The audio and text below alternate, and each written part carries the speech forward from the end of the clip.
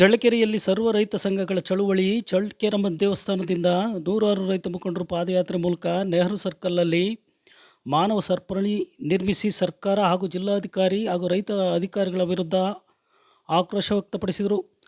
ನಂತರ ತಾಲೂಕು ಗೇಟ್ ಕಂದಾಯ ಇಲಾಖೆಗೆ ಬೀಗ ಜಡಿದು ನೂರಾರು ರೈತರು ಆಕ್ರೋಶ ವ್ಯಕ್ತಪಡಿಸಿದರು.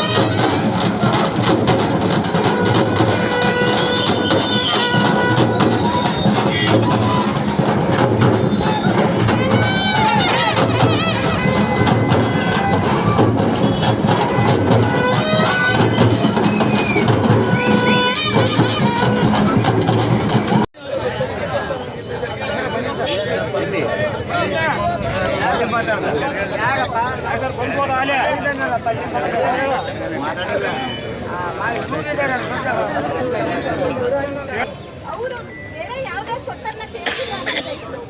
ವಿಮೆ ಮೊತ್ತನ ಕಟ್ಟಿದ್ದಾರೆ. ವಿಮೆ ಮೊತ್ತ ವಿಮೆ ಆಗಿದೆ. ವಿಮೆ ಮೊತ್ತಕ್ಕೆ ಪರಿಹಾರ ಅಂತ ವಿಮಾ ಕಂಪನಿ ಅವರು ಕೊಡಬೇಕು ತಾನೆ, ಕೊಡಬೇಕು ತಾನೆ. ಅದ್ರ ಬಗ್ಗೆ ನೀವು ಯಾಕೆ ಆಕ್ಷನ್ ತಗೊಂಡಿಲ್ಲ ಸರ್? ಇದುವರೆಗೂ ವಿಮಾ ಕಂಪನಿ ಮೇಲೆ ಕೇಸ್ ಮಾಡಿ ಇದು ವಿಮಾ ಕಂಪನಿ ಜವಾಬ್ದಾರಿ, ವಿಮೆ ಮೊತ್ತ ಕಟ್ಟಿಸ್ಕೊಂಡಿದ್ದಾರೆ ಅಂತೆಲ್ಲ ಕೊಡಬೇಕು ತಾನೆ. ಅವರು ಯಾಕೆ ಆಗ್ತಿಲ್ಲ? ವೇತನ ಯಾಕೆ ಆಗ್ತಿಲ್ಲ? ಎಷ್ಟು ಜನ ಕಷ್ಟದಲ್ಲಿ ಕಿವಿ ಓಲೆ ಬಿಚ್ಚಿದ್ರೆ ಇದು ವಿಮೆ ಮೊತ್ತನ ಕಟ್ಟಿದ್ದಾರೆ ನಮ್ಮ ಹೆಣ್ಮಕ್ಳು. ವಿಮೆ ಮೊತ್ತ ಬರುತ್ತೆ ಅಂತ ನೆನಪಲ್ಲಿ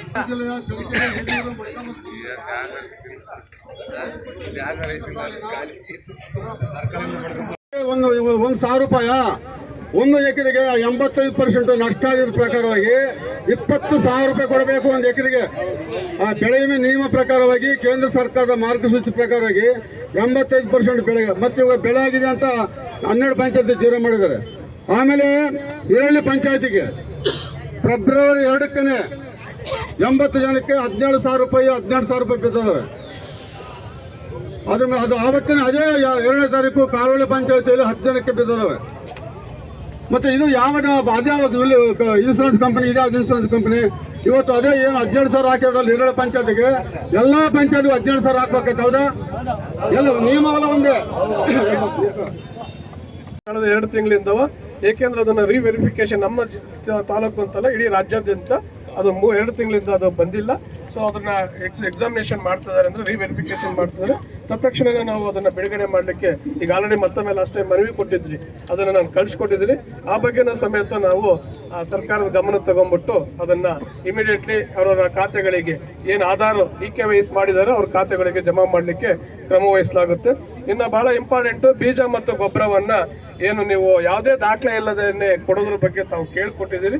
ಬಟ್ ನಮ್ಮಲ್ಲಿ FID ಒಂದೇನು ರೈತರಿಗೆ ಗುರುತಿಗೆ ಒಂದು ದಾಖಲೆ ಮಾಡಿದ್ದಾರೆ, ಅದನ್ನ ಸರ್ಕಾರ ಕಡ್ಡಾಯ ಮಾಡಿದೆ. ಬಟ್ ಅದನ್ನ ಸಡಿಸಲಿಕ್ಕೆ ಏನಾದರೂ ಅವಕಾಶ ಇರೋದ್ರ ಬಗ್ಗೆ ಸಹ ನಾವು ಸರ್ಕಾರಕ್ಕೆ ಶಿಫಾರಸು ಮಾಡಿ ನಮ್ಮ ರೈತರಿಗೆ ನೇರವಾಗಿ ಅವರಿಗೆ ಬಂದ ತಕ್ಷಣ ಬೀಜ ಮತ್ತು ಗೊಬ್ಬರ ಸರಳತವಾಗಿ ಸಿಗೋ ವ್ಯವಸ್ಥೆಯನ್ನು ಮಾಡಲಿಕ್ಕೆ ಕ್ರಮ ವಹಿಸಲಾಗುತ್ತೆ.